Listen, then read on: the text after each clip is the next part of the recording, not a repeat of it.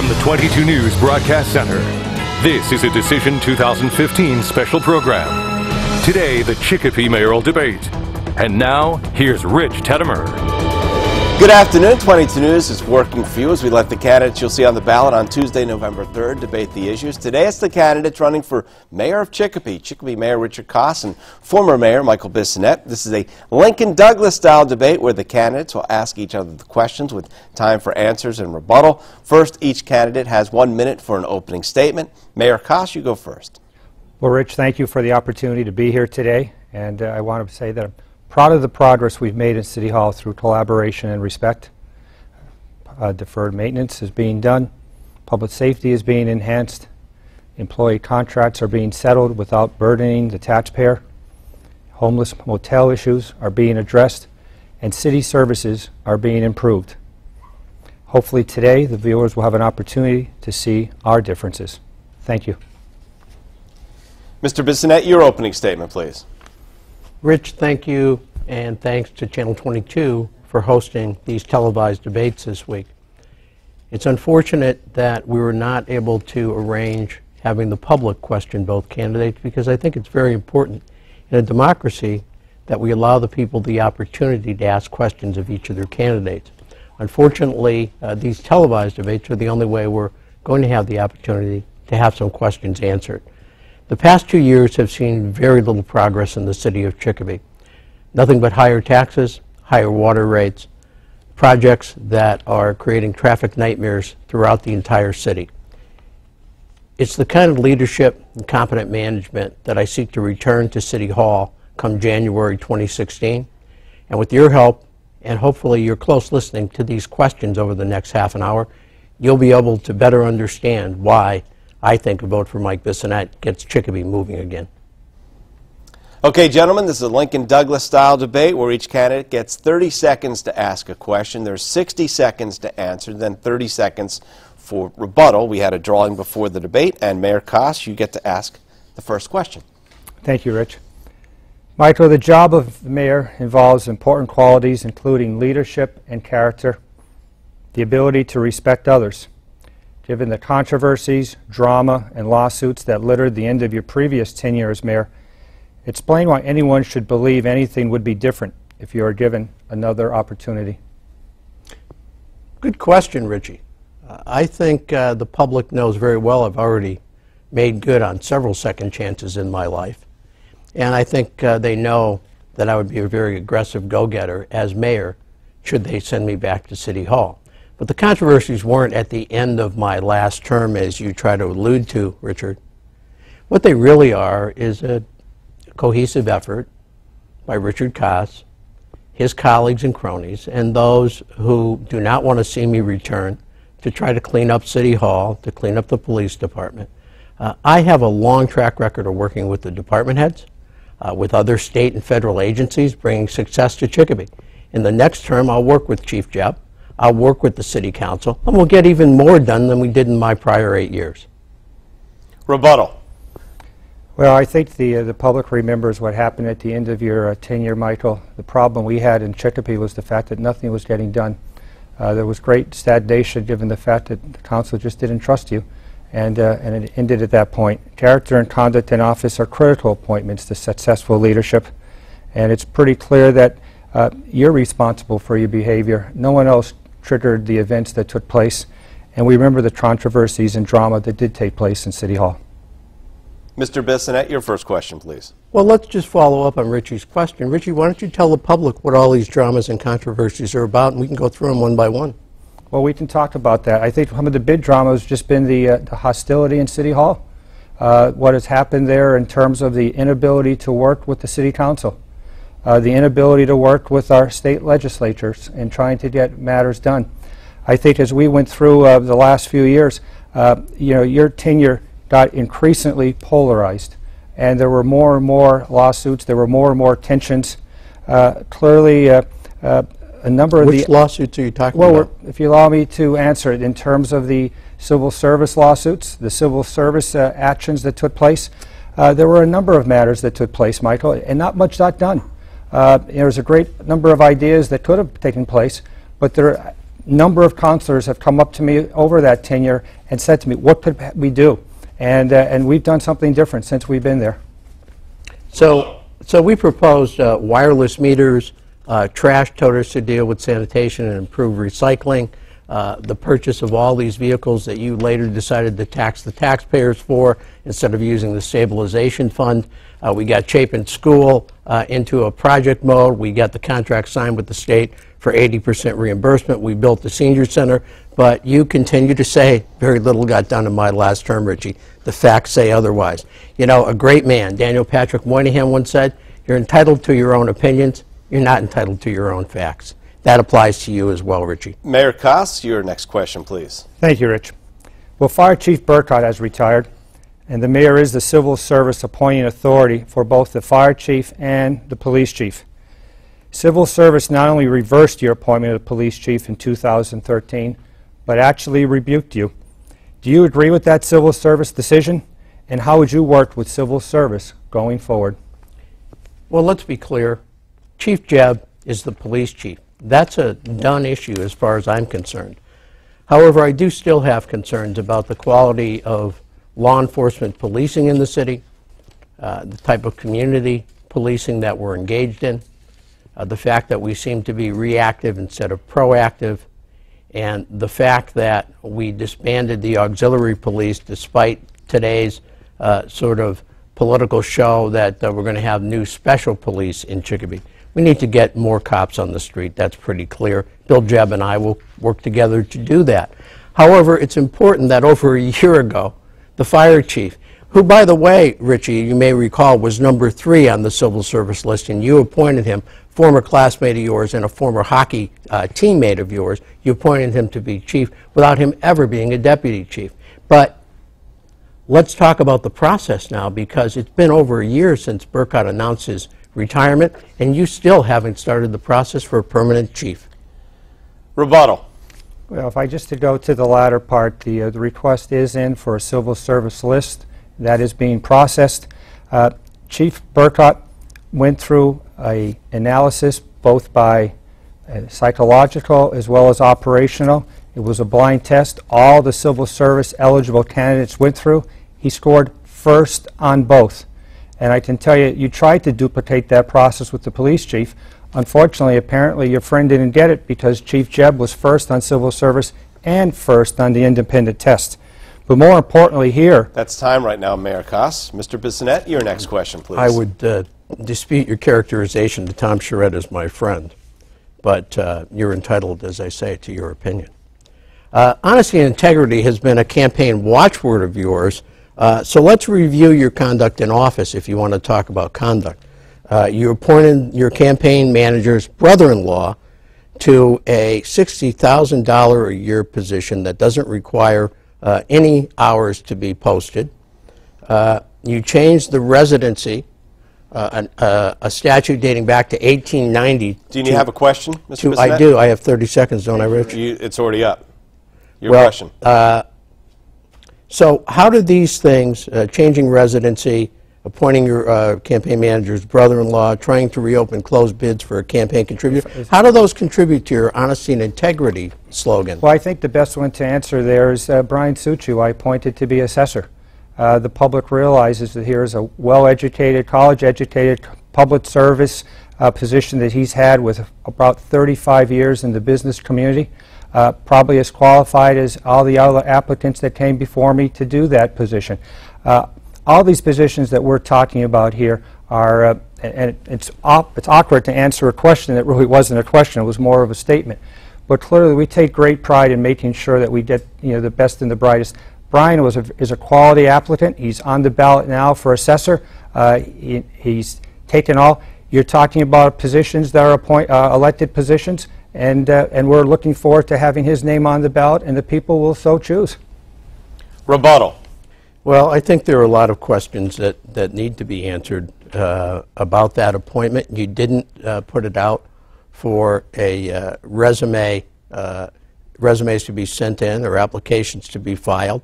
It was a political appointment, and you might as well just admit that it was, because Mr. Suchi worked on your campaign very hard. He was at every single debate that you and I had last time. So let's not try to fool the public about whether or not that was a professional appointment or a political one. Mayor Kos, your next question, please. Thank you. The record shows that all the time I was in office and all the time you were in office, if compared, you raised taxes more. And again, you raised taxes more. You've made a campaign pitch that fees and taxes are going up under my administration. They may be, but they went up. Water rates went up twice as much under your tenure. Our taxes went up even more. Please comment on that and explain how you make a position which is not substantiated by the facts. You know, this is old-style Chicopee politics where you lower the taxes in the election year after socking it to the taxpayers last year. Last year was almost a $200 tax increase, largest in our history. Why? Because he wanted to spend $3 million on a bunch of things that we could have paid for out of other funds, as I did in my prior administrations. We gave back to the taxpayers $11 million to reduce our operating budgets and what we had to raise from the tax levy. Those were tax cuts. In addition, we were able to do what almost no administration had done. We had $32 million go in and out of stabilization to balance the budget, avoid layoffs, and do all of the services that you wanted, all while getting hit with a $6 million a year state aid cut. It was difficult times, but leadership, creativity, and financial ingenuity made sure that you didn't have to pay more, unlike what's going on in Chicopee right now. Rebuttal. Well, during my opponent's previous 8 years in office, taxes went up over 37%, about 4.68% each year. Now these 2 years, taken together, taxes have gone up a total of 6.95%, 3.47%, over 1.2% each year less. And if you even add in my previous tenure when we were dealing with Governor Romney's 9 seat cuts, any increases by me were much less. And my opponent continues to use what he calls, on my behalf, his behalf, election year politics on taxes. Mr. Bissonnette, your next question, please. Let's stay on taxes for a minute, Richie, if we could. Your tax bills are not going to get out until after the election. You've been touting this tax cut. Your budget, however, has gone up by over $7 million. Last year, you added an additional $3 million, even though you had $13 million in stabilization, $4 million in Chapter 90 money, and other funds available. Then you had $8 million certified, and again, $6 million was certified. That's another $14 million in free cash. Why didn't you use that? Why did you tax people? Well, I think the record is pretty clear. Working with the City Council, we utilize free cash to reduce our tax obligation this year. But I'm pretty proud of my history as a tax steward and also as my financial manager for the city's funds. I want the people to recognize that when I took office the first time 16 years ago, there was no stabilization fund. We worked to increase that to make sure that we'd have one, and it wasn't easy. Some of that was through different revenues that we received, but the bottom line was we went from $37,000 in the bank to over $10 million. And that's why we were building, financing schools, libraries, fire stations, and a number of important projects. I think it's important to note that as we go forward, today the City of Chicopee is a $177 million municipal corporation. Technically under DOR standards, we should have roughly 10% of that in either savings in terms of stabilization or free cash. We're right where we're supposed to be, and that's what I look at as effective management of our city's finances. Rebuttal. Well, I guess I thank you for that endorsement, Richie. That is what I was trying to achieve, and I just think that some of that should have been used to help out the taxpayers. We're getting slammed in Chicopee with higher water rates, higher sewer rates. I tried to bring in wireless meters that would save us $3 million a year on the water rates and help stabilize that for a period of time, but none of these issues have been brought up because Richie Kos is afraid of having arguments with the City Council. It's one thing to be able to get along with everybody, but how does that help you, the taxpayer, the ratepayer, the person wondering? That's time, Mr. Bissonnette. All right, we're going to take a short 2-minute break and then more questions and answers with the candidates running for mayor of Chicopee. You're watching 22 News.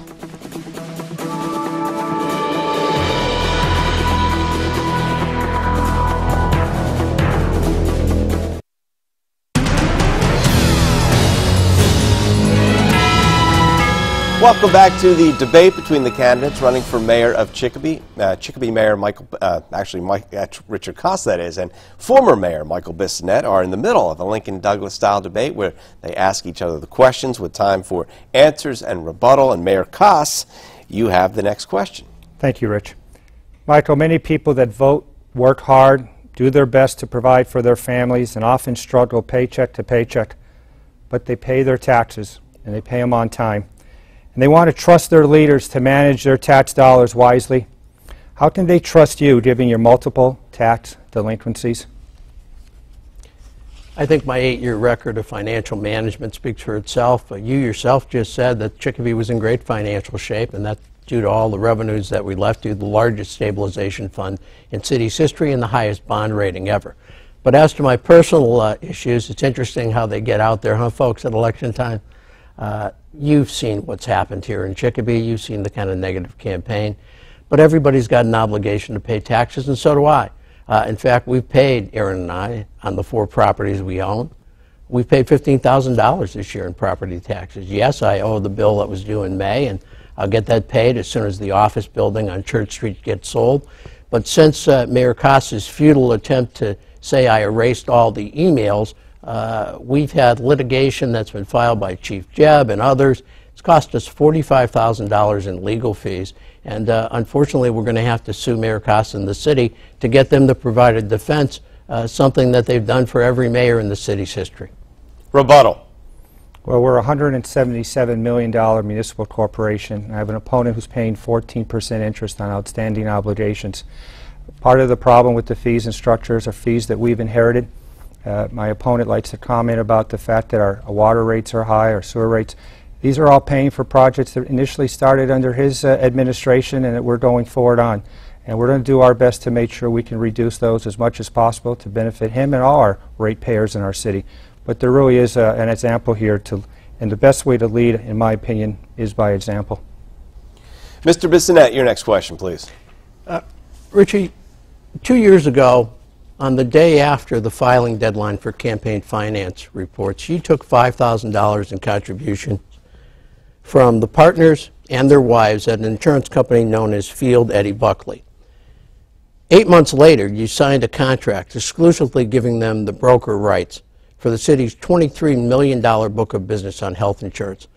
How can you justify that with your honesty and integrity slogan? Well, quite honestly, Field Eddie had a great relationship. Actually, the agent is Tony Marino. Tony Marino was there when I was mayor 15 years ago, did unbelievable service for the city. I was very proud and couldn't wait to get him back. You know, it's sort of funny, in law school they talk about how do you what do you do and with clients, and they talk about how do you deal with friends. What they tell you, your enemies don't tempt you. Friends do support, and I'm proud of them. You dismiss them. We've had issues with health insurance. We're correcting a number of those issues as we go forward now, and I'm very proud of the relationship we have with Tony Marino. He provided great service then. He's continuing to do so now as we comply with the Affordable Care Act and a number of other issues that continue to arise. It's very important to make sure that one of the major ticket items on our budget, health insurance, is handled properly and appropriately. And I'm very proud of the relationship we have, and especially with Tony Marino. We brought him in for our 32B committee and so many other projects that worked so well before. Rebuttal. Well, it's interesting because the truth is Richard Kos wanted to get rid of Tony Marino, tried to bring in Peter Roth, who on former Mayor Kos's recommendation, we thought it would be a good idea. We brought them in. During the first Kos administration, there were 14% increases in the city's health insurance. We got that down to 3% and less. There is clearly a connection between the contributions and creating this book of business being transferred over to a health insurance program that was working. Now there's some kind of self-insured scheme that they're trying to bring to Chicopee. Mayor Kos, your next question, please. Thanks, Rich. You know, the last time we ran, we differed on the length of term for mayor as you pushed for a 4-year term. Your effort led to a black eye for the city with hundreds of forged signatures being filed with the registrar. Do you still support a 4-year term? Every other community around here is going to a 4-year term. I personally feel that people didn't want it because they thought it was for me. I still think it's a good idea, and most cities are going to it because, frankly, it's very difficult to get some things done. There weren't hundreds of forged signatures. According to the review, there were 56 forged signatures. Those were done by someone who was exuberant about getting this on the ballot. People forget, this wasn't for me. This was to let the people vote on the issue. So I wonder if you would let people vote on that issue, because I certainly would. They passed it by a 10% margin the last time it was on the ballot, and we promised them if they passed it, we would give them a binding vote. Thanks to you and your colleagues on the city council, they blocked that binding vote. They blocked the home rule petition in Boston, and they never got a chance to vote on it again. That's all we ever wanted. Let's let the people vote on something like that. Right now, I think we need a full charter review, and I share Joe Wagner's view on that. A full charter commission probably would take the politics out of it. Rebuttal. Well, there were over 100 signatures, but they only stopped at 50 because that's all they needed to prove their case. I'm proud to stand before the voters every 2 years on my record, and I think it's important for the voters to keep their elected officials close. And I think one of the reasons everyone was concerned about going to a 4-year term, nobody wanted to get stuck with a bad mayor for 4 years. Mr. Bissonnette, your next question, please. There's been a lot of controversy about the senior center. When you took office, you declared that it was a $22 million project. You said that you would have an audit done privately. That audit has never been released. The actual figure is $8.3 million to build the building. On top of that, no furniture was acquired, the technology was bad, and they even said you did a witch hunt against the director of the senior center. Can you explain your position on this senior center, please? Well, I can tell you that the actual cost was closer to $20 million, $10 million close to the building, and another $10 million to improve a site that was extremely contaminated. Obviously, the numbers are pretty high because the loan for the city is $8 million, and my predecessor borrowed $5 million on our community block grant. So there's $13 million right there just in debt obligation on that process. We had issues, in terms of the leadership, it's a personnel matter, but I'll talk generally, and that there were issues with both operations as well as management and finances. What's interesting is the same issues were in her file from in 2012. And Human Resources were addressing those issues, but what came out of that? Nothing. And part of the problem that I find when I took in office in City Hall was that I'm cleaning up a lot of messes. This was another one. If my predecessor had addressed this in 2012 when it first came to his attention through his Human Resource Department, we wouldn't have to be doing this now. I actually abstained out of this because I had represented the person in question as a private lawyer, and I had the City Council President handle this matter going forward. I think it was a tribute to our relationship, but I didn't want to have any appearance of impropriety. Rebuttal. It's sad that a woman who's given 24 years of her career and has been recognized statewide has to be subject to a witch hunt. Still, no allegations public. She's back to work at a full salary, was paid when she was out. He's hired 2 law firms to investigate her. Still nothing. And the furniture is not even up to fire code. The technology is a mess in that building that's supposed to be technologically efficient. And the mayor just misstated how much it cost. He knows full well that we didn't borrow twice for the same thing. In fact, if he had done his work to try to raise the funds to... That's time, Mr. Bissonnette. Time now for closing statements. Each candidate will get 1 minute for a closing statement, and Michael Bissonnette, you go first. We've heard a lot about a better Chicopee, but have you really seen it, folks? There haven't been much improvements. The things that have happened are things that started on my watch, were funded on my watch, began on my watch. And now there are a lot of things that are left unfinished that were already funded, but the Kos administration refuses to go forward. The higher taxes and the higher water rates aren't better. We've had progress in keeping taxes down and keeping rates down. We've been innovative and creative with trash recycling and wireless meters, trying to get this city moving forward into the future. This weekend, you're going to get to turn clocks back. Do that on Sunday. On Tuesday, I want you to think about turning back the clock for 2 years. Go back to where we were when we were making progress on almost every front in this city. Go back 2 years ago when the working relationships with all the department heads were so terrific that even in the worst emergency we had, we were able to get through. Let's get Chicopee moving again, folks. I need your help on Tuesday, November 3rd. We can end the stagnation and move the city forward with your help. Mayor Kos, your closing statement, please. Hi, my candidacy for re-election is based on a sincere belief that we are doing better and we can do better. and that a city and its government should work together. My respect for the City Council, School Committee, our legislative delegation, both state and federal, and working together with them to improve our city is unprecedented. I'll continue to improve our city's image, which has been tarnished, and will continue our transparency, not only in City Hall, but our police department. My pledge to you is that the best interest of the city and the residents of Chicopee will always be my #1 priority. Much has been done, more will be done. I respectfully ask for your vote for mayor on Tuesday, November 3rd. Thank you.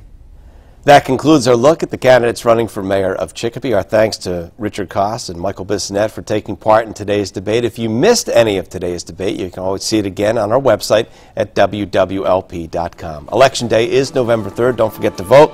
And thanks for watching. I'm Rich Teddemer. Have a good afternoon.